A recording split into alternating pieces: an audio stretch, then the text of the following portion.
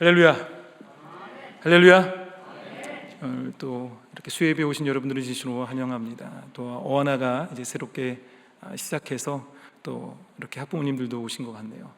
자, 오늘 말씀은 고린도전서 2장 10절에서 3장 3절 말씀을 갖고 저와 여러분이 같이 은혜 나누기 원합니다. 오직 유사한 것은 유사한 것을 안다라는 내용이 있습니다. 유사한 것은 유사한 것을 안다. 이게 뭐냐면은 아리스토텔레스가 영혼론이라는 얘기를 할 때 이 내용이 있습니다. 아마 헬라 문화권에서는 이 뜻이 무엇인지를 잘 알고 있을 것입니다. 뭐냐? 프로가 프로를 알고 고수가 고수를 안다는 거죠. 같은 형질, 같은 뜻, 어떤 같은 영혼이 이렇게 있으면 그 영혼은 그 영혼을 알고 합쳐지고 붙어지고 이해가 되고 같이 할 수 있다는 거죠. 하지만 다르면 함께 할 수가 없고 그리고 그걸 이해할 수가 없다는 것을 말합니다. 자, 이런 원칙, 이런 내용이 바울 서신에서는 딱 여기만 나옵니다. 다른 서신서에서는 이러한 오늘 저와 여러분이 읽었던 내용처럼 딱 이분법적으로 말하는 것이 별로 없습니다. 그런데 긴 내용을 계속적으로 이분법적으로 말을 할 때 분명히 고린도 교회 교인들은 헬라 문화권이기 때문에 유사한 것은 유사한 것을 안다라는 것을 알고 있을 겁니다. 물론 바울이 그것을 인용한 것은 아닙니다. 분명한 것은 바울은 하나님의 영과 세상의 생각이 너무나 다르다는 것을 알고 있기 때문에 그러한 부분을 딱 구분 짓고 얘기하고 있습니다. 10절에서 보게 되면은 이렇게 말을 하고 있죠. 오직 하나님이 성령으로 이것을 우리에게 보이셨으니 성령은 모든 것 곧 하나님의 깊은 것까지도 통달하시느니라. 하나님의 지혜를 이해할 수 있는 절대적인 열쇠는 성령입니다. 아멘. 우리가 하나님을 이해할 수 있는 것은, 우리가 하나님을 알 수 있는 것은 오직 성령이 아니고서는, 성령님이 우리 안에 거하시거나 성령님이 역사하지 않고서는 우리가 그것을 알 수가 없습니다. 그래서 성령은 모든 것을 살피신다라고 말하고 있어요. 어떻게 보면은 요한계시록 1장을 보게 되면은 이 성령을 7영이라고 하잖아요. 7은 완전한 거죠. 완전한 영, 완벽한 영을 얘기하는 거죠. 이 완전한 영이 우리 안에 거하시면 우리가 그것을 알고 하나님의 뜻을 안다는 겁니다. 하나님의 깊은 것까지도 통달한다고 말하고 있습니다. 자, 그래서 이것이 뭐냐? 바로 15절의 신령한 자와 짝을 이루게 됩니다. 그리고 3장의 내용을 보게 되면은 이 세상의 것과 또 영의 것이 나누어지는데 그 부분에 영의 것을 얘기하고 있죠.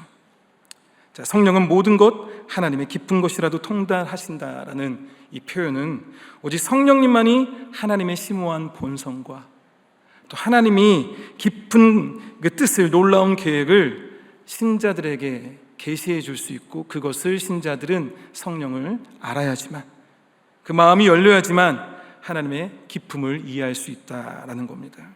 자, 그러면서 11절에 그거에 대한 내용이 잘 나와 있어요. 11절에 보면요, 사람의 일을 사람의 속에 있는 영 외에 누가 알리오? 이같이 하나님의 일도 하나님의 영 외에는 아무도 알지 못하니라. 자, 사람의 일, 하나님의 일이라고 되어 있어요. 근데 이거를 좀 더 원어를 보게 되면 생각입니다. 우리가 일이라면 뭔가 이제는 하는 그런 것 같잖아요. 근데 이거예요. 사람의 생각들, 하나님의 생각들입니다. 이 사람의 속에 있는 영과 하나님의 영, 이것이 완전히 교차되면서 이렇게 나누어지고 있죠. 사람이 자기 자신을 이해하는 것과 성령님이 하나님을 이해하는 것은 다르다는 거죠. 저와 여러분이 분명히 우리 스스로를 이해할 겁니다. 하지만 우리가 스스로를 이해한다고 해서 그것이 하나님의 뜻일 수는 없다는 거죠. 이 두 가지를 바울은 비교하고 있습니다. 어떤 사람이 다른 사람의 생각을 꿰뚫어 볼 수 없듯이, 우리가 난 너를 알아, 3초만 보면 알아, 이건 되게 교만한 얘기죠. 우리는 모릅니다. 그 사람이 어떤 생각을 하고 있는지 모릅니다. 같이 살면 좀 알 수 있을 것 같아요. 한 1, 2년 살아보면 조금 더 이해할 수 있을 것 같습니다. 하지만 사람이 생각하는 그것을 꿰뚫어 볼 수가 없듯이 하나님의 생각도 하나님의 영에는 아무도 알지 못한다고 말하고 있습니다. 그러기에 12절을 볼까요? 우리가 세상의 영을 받지 아니하고 라고 되어 있습니다. 자, 누가요? 우리가 라고 되어 있습니다. 우리는 누굴 말하는 걸까요? 여기서 저와 여러분 이렇게 해석할 수 있겠지만 고린도 교회 교인들입니다. 고린도 교회 교인과 바울을 얘기하는 겁니다. 너와 나, 우리를 얘기하는 거죠. 그래서 하나님의 마음을 아는 하나님의 영은 우리가 하나님을 알 수 있게 연결해주는 분입니다 라고 말하고 있죠. 그래서 이 성도이지 않은 자와의 또 대조가 이루어지겠죠. 결국 뭐냐? 내가 이 글을 쓰는 이 글의 내용을 이해할 수 있는 너희들입니다. 우리는 성도라는 거죠. 자, 그러기에 저와 여러분이 여기서 우리라고 말할 땐 뭐죠? 예수 그리스도를 믿는 믿음의 공동체 우리를 말합니다. 왜냐하면 지난번에 제가 주일날 설교했던 것처럼 우리가 통일될 수 있는 것은 오직 예수 그리스도밖에 없거든요. 자, 그러기에 지금 이 예수 그리스도를 믿는 성도가 우리라고 말하면서 신자와 우리인 예수 그리스도를 믿음의 공동체와 믿지 않은 불신자의 차이가 무엇인지를 말하고 있습니다. 자, 뭐냐? 우리는 세상의 영을 받지 아니한다고 말합니다. 무슨 뜻인지 아시죠? 저와 여러분은 성도라면, 예수 그리스도를 믿는 자라면, 예수 그리스도가 나를 위해서 이 땅에 오셨고 나를 위해서 구원의 놀라운 소망을 주신 분이라는 것을 믿고 있다면 결국에 세상의 영을 받지 아니한다고 말합니다. 근데 세상의 영이 뭘까요? 우리가 조심히 해석해야 됩니다. 세상의 영과 우리가 구별돼야 되잖아요. 그런데 우리가 세상의 영을 받지 아니하고 오직 하나님으로부터 온 영을 받았느니 할 때, 그럼 세상의 영은 뭘까요? 여기서 되게 위험하게 해석할 수 있습니다. 사단의 세력이라고 해석하시는 분들이 많아요. 자, 그러면 뭐냐면 여러분들이 잘못해도 다 사단 탓입니다. 귀신 탓이에요. 사단의 유혹도 있고 마귀 세력이 우리를 힘들게 하는 건 맞습니다. 그 유혹이 있지만 우리가 조금 뭘 해도 이것은 내 본성이, 내가 나의 원죄의 어떤 부분으로서 해석하는 것이 아니라 다 남 탓으로 돌릴 수 있다는 거죠. 내가 잘못한 것, 내가 실수한 것, 내가 한 것이 아니라 마귀 사탄이 나를 그렇게 유혹했다고 말한다면 이 세상의 영으로 해석할 수 있습니다. 그러나 그걸 말하는 것이 아니라 세상의 지혜를 얘기하는 거죠. 인간이 생각할 수 있는 지혜입니다.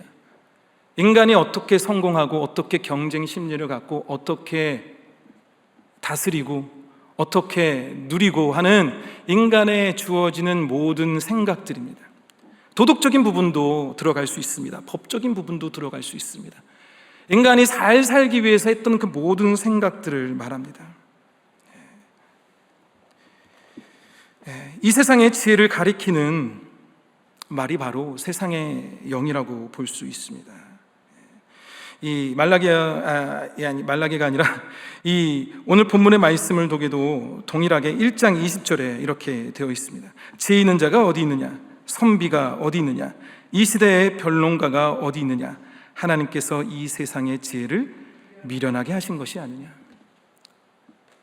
지혜자, 변론가, 세상에서 인정받을 수 있는 재능 있는 지혜로운 자들도 결국에 뭐냐? 미련하다.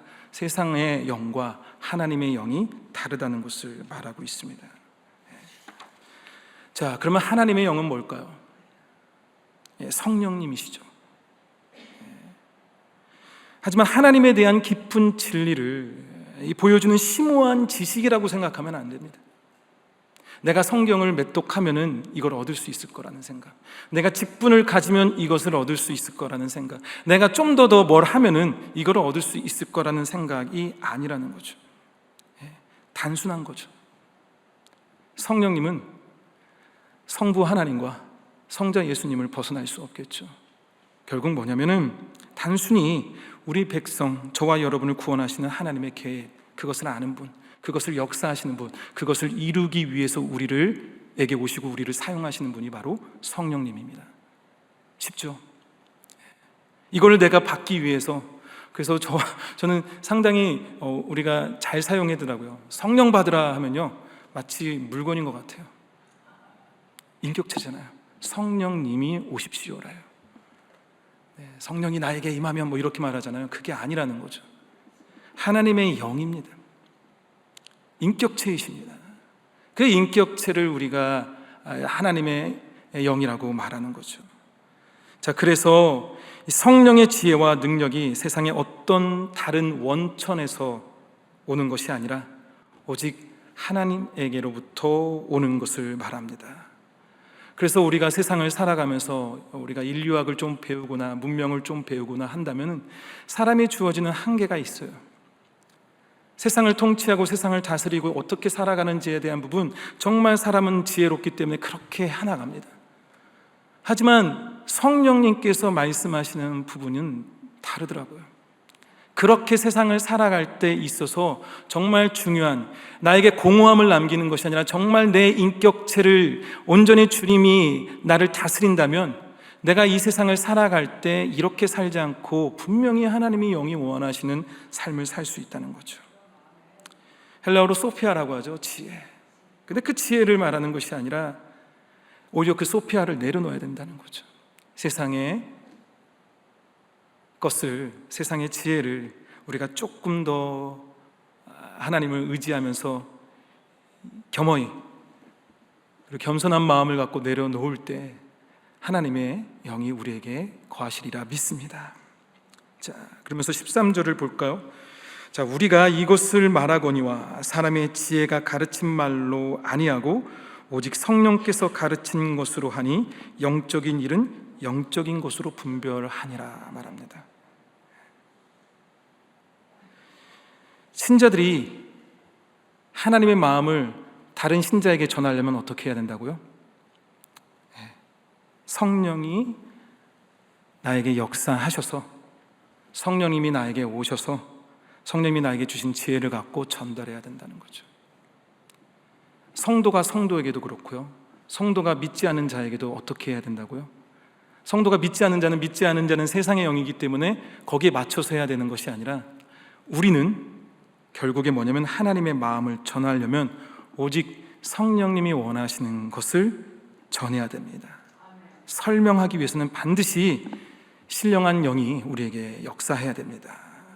그래서 바울은 내가 지식으로 전달하지 않는다라고 했죠. 내가 어떠한 능력과 어떠한 기술로 예수 그리스도를 전하는 것이 아니라 오직 그 원천, 하나님께서 주시는 능력을 갖고 내가 전한다라고 말합니다. 저와 여러분이 오늘 이 복음의 사명이 있습니다. 여러분들 복음의 사명을 갖고 계십니까? 아멘? 복음의 사명을 갖고 계십니까? 여러분들 복음을 전해야 될 마음이 있으십니까? 여러분들 삶 가운데 그 복음이 드러나길 원하십니까? 신령한 진리를 전하기 위해서는 하나님의 영을 의지해야 됩니다. 저는 지금 말씀 그대로를 말하고 있습니다.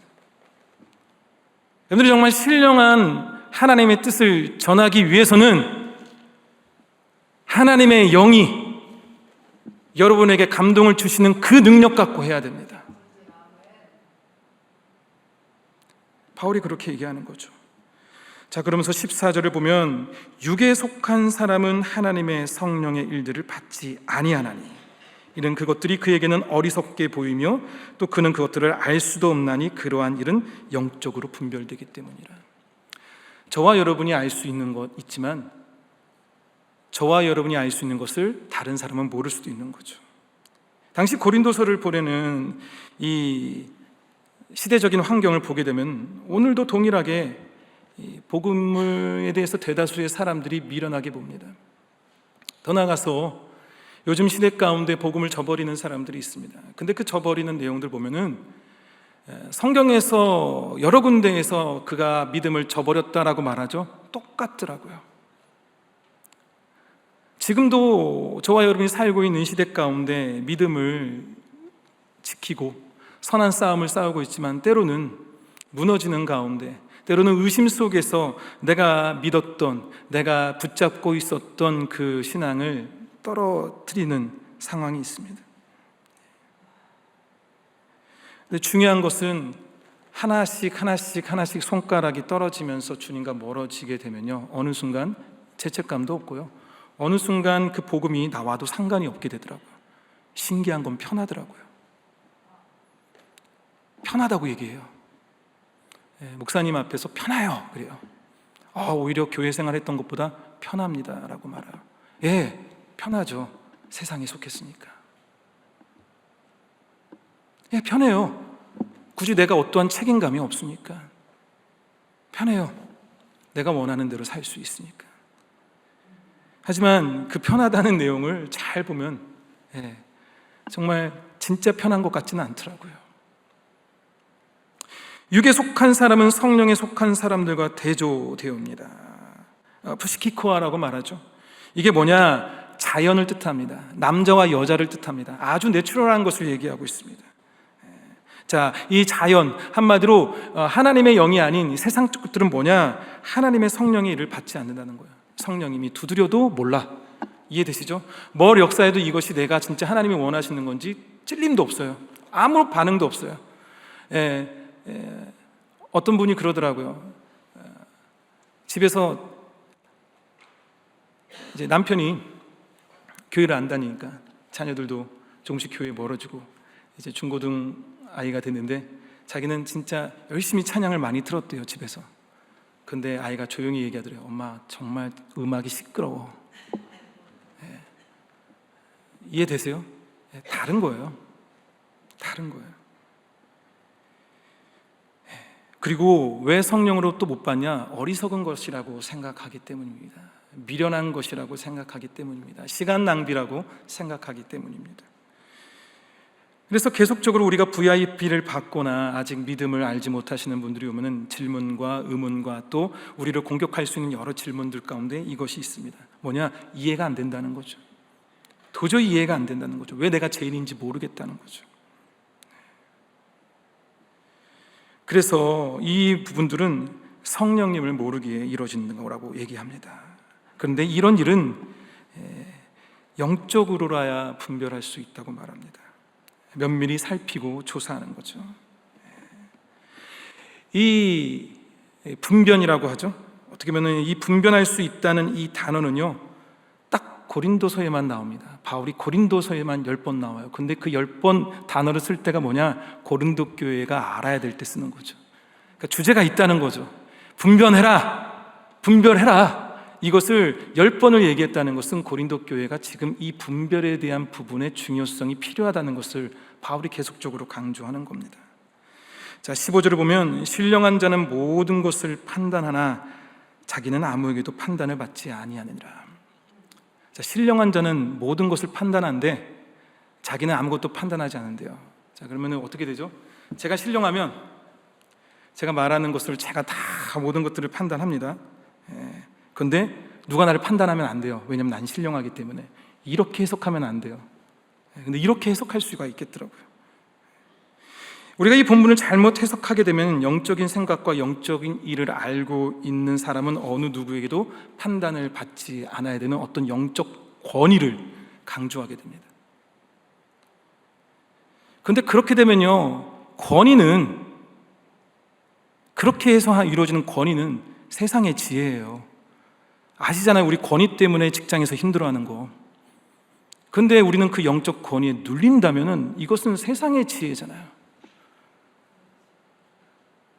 오히려 사람에게 그런 권위가 주어지면요, 교만이 생기고 그 교만 통해서 하나님의 영광을 드러내지 못할 때가 많습니다. 자, 뭐냐? 그리스도인들이 믿고 있는 내용을, 그리고 그리스도인들이 전하는 그 모든 복음의 내용을 그 누구도 판단할 수 없다는 겁니다. 이해되시죠?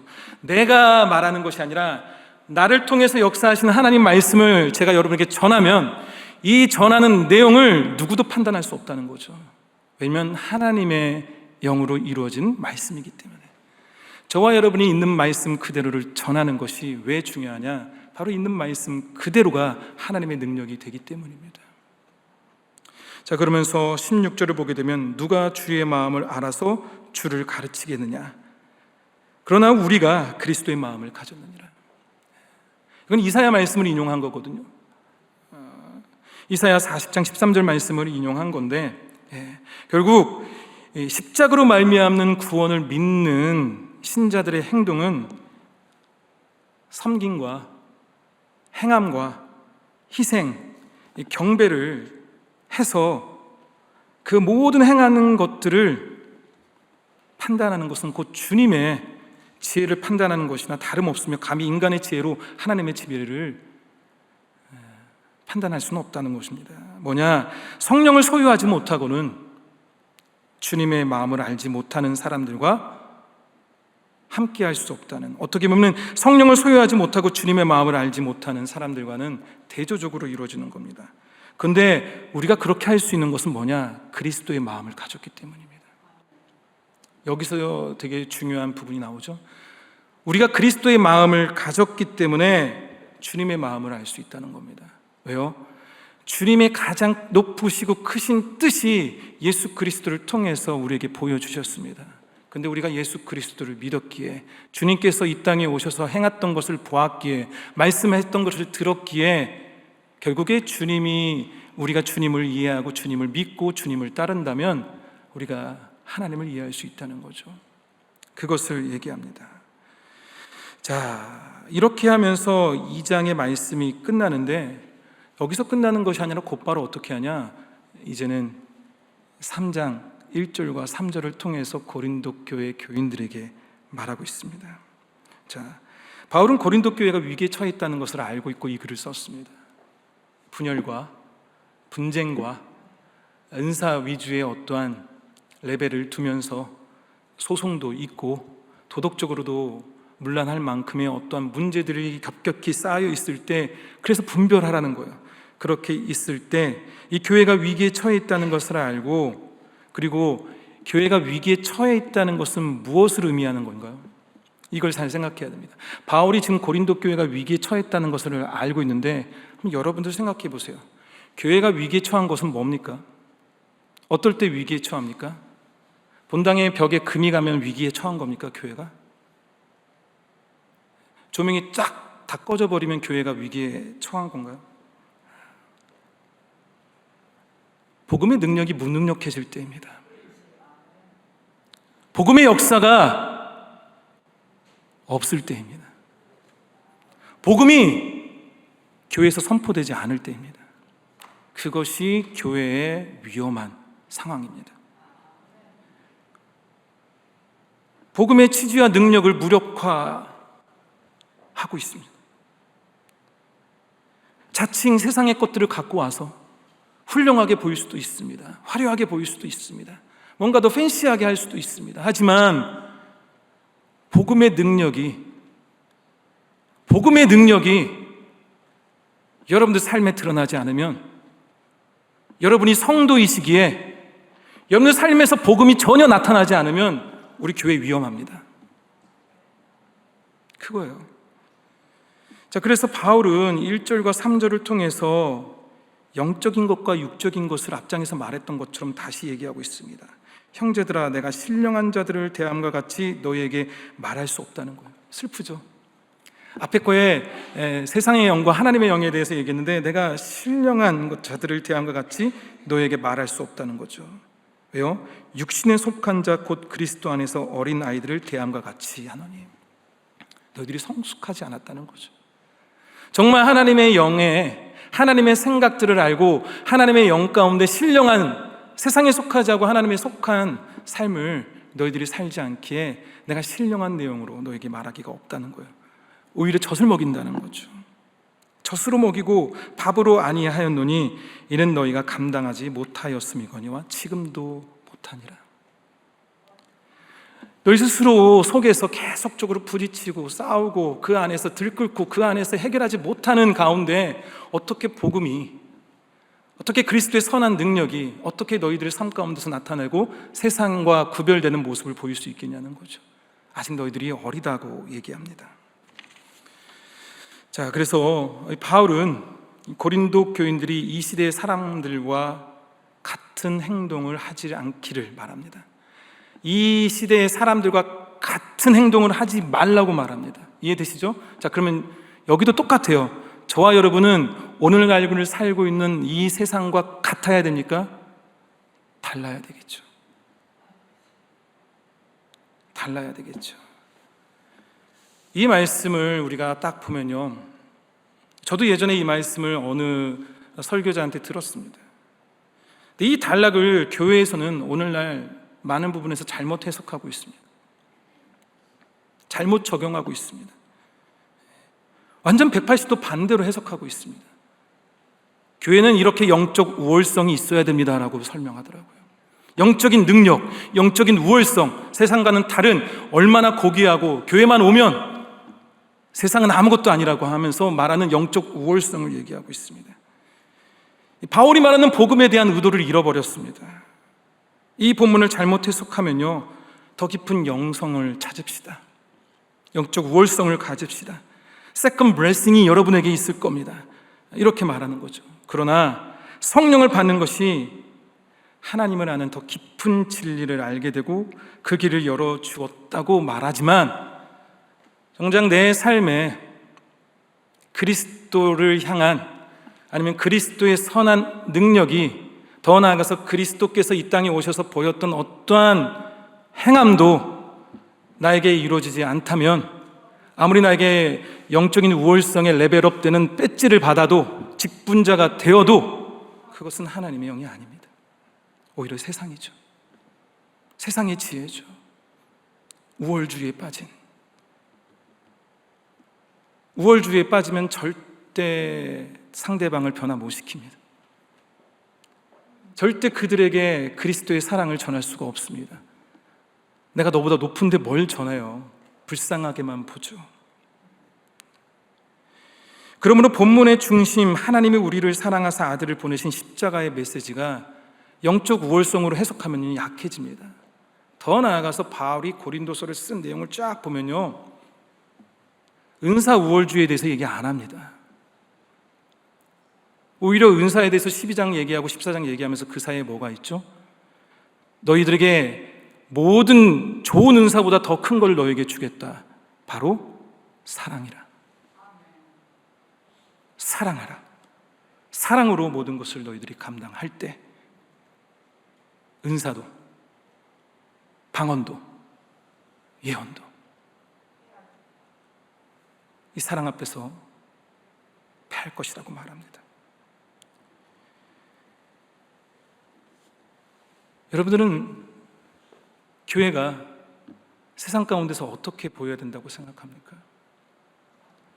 저와 여러분이 믿음으로서 살아갈 때 어떻게 사는 것이 하나님의 영에 충만한 삶일까 생각해 보기 원합니다. 더 훌륭해져야 되고, 더 많은 칭찬을 받아야 되고, 더 많은 인정과 더 많은 서포트라이트를 받아야 된다면 세상의 지혜와 함께하는 거 아닐까 생각이 듭니다. 자, 이 말씀을 통해서 우리가 한번 보기 원합니다. 그리스도의 마음을 가진 자는 누군가요? 하나님의 생각과 하나님의 일을 하는 것은 무엇일까요? 하나님으로부터 온 영을 받는 자는 어떤 일을 하는 건가요? 여기 말씀 이 3절을 보게 되면 너희는 아직도 육신에 속한 자로다. 너희 가운데 시기와 분쟁이 있으니라고 말하네요. 자, 시기와 분쟁이 뭐죠? 저가 혼자 있을 때는 시기가 분쟁이 안 생깁니다. 제가 혼자 살면서 강아지를 키워도 강아지 때문에 시기와 분쟁이 생기지는 않습니다. 누구죠? 죄송하지만 옆 사람 볼까요? 저 사람 때문입니다. 시기와 분쟁은 사람입니다. 사람의 관계가 우리를 힘들게 합니다. 사람을 살려야 되는데 사람에게 상처를 주고 사람에게 상처를 받습니다. 정말 성령의 나에게 임하시고 성령님이 역사하셔서 하나님의 영을 아는 사람은 어떨까요? 오늘 하루 내 시간이 좀 바쁘다 할지라도 나를 만나려고 하는 사람, 나와 대화하려고 하는 사람을 들어야 되지 않을까요? 오늘 만약 하나님이 온다고 생각한다면 나에게 상처받은 자에게 용서를 구해야 되지 않을까요? 그 사람이 큰맘 먹고 나에게 용서를 구한다면 내가 용서를 받아줘야 되지 않을까요? 나의 시간을 내어서 상대방을 배려할 수 있지 않을까요? 상대방이 성숙해지길 기다리면서 기도하지 않을까요? 그거는 하나님의 영이 아닙니까? 그거는 예수님이 우리에게 보여주신 것이 아닙니까? 우리는 뭘 하고 있습니까? 한 영혼을 살린다고 말하면서 우리는 그 사람에 대해서 그 사람의 귀중함을 생각하지 못하고 오늘 하루를 소중히 여기면서 오늘 하루 나에게 만나는 그 모든 일 가운데 오늘 내가 하는 그 모든 것 가운데 사랑과 연관되었다면 그것을 기쁨으로 받아들일 수 있는 것. 예수님이 아무리 목축신이 피곤하셨어도 어린아이들이 오고 과부가 오고 무엇을 할 때도 그들을 막지 말라고 하셨다면 그거는 하나님의 영이 아닙니까? 교회가 제가 지금 말했던 것처럼 사람을 그 영혼을 하나님의 품으로 이끌어야 된다는 마음을 갖고 살아간다면 그것이 교회 아닙니까? 그것이 진정 세상과 구별되는 교회 아닐까요? 그런데 우리는 한 사람 때문에 교회 떠나려고 하고 그 사람 때문에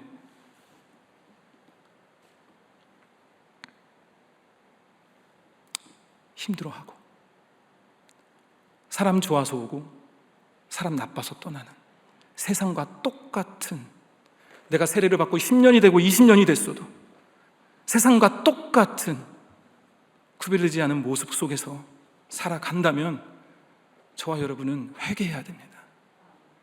정말 예수님의 선한 능력이 어떻게 임하셨는지를 하나님께서 예수님을 이 땅에 보내셔서 어떻게 예수님께서 하셨는지를 본다면 저와 여러분이 정말 하나님이 원하시는 영의 삶이 무엇인지를 알게 됩니다. 하나님의 영은 결국 사람을 살리는 겁니다. 아멘? 사람을 살리는 겁니다. 사람을 믿고 예수 믿고 구원받게 하는 겁니다.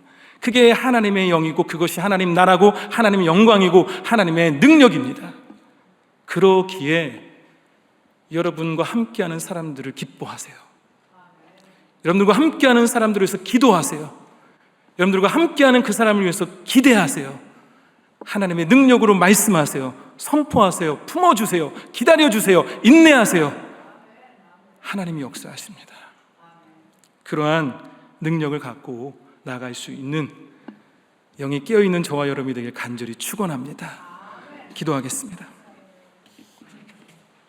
이제 우리 같이 기도하며 나아가기 원합니다. 제가 함께 기도하며 나아갈 때 오늘 주어진 말씀을 생각하면서 혹시 이 말씀 가운데 하나님 보시기에 부끄러운 부분들이 있다면 아니면 의문이 되는 부분이 있다면 더 나아가서 이 말씀 가운데 내가 자신 없는 부분이 있다면 이 시간 주님 앞에 간절히 고백하며 주님, 내가 이 말씀 안에 녹여지기 원합니다. 내가 이 말씀 가운데 살아가기 원합니다. 주님, 나의 연약감과 그리고 나의 부족함을 주님 앞에 내어놓으니 온전히 회개하오니 나를 용서하여 주시고 나를 거두어 주옵소서라는 마음으로 이 시간 이 말씀 가운데 내 삶을 살게 달라고 우리 같이 합심으로 기도하며 나가겠습니다. 다 같이 기도하겠습니다.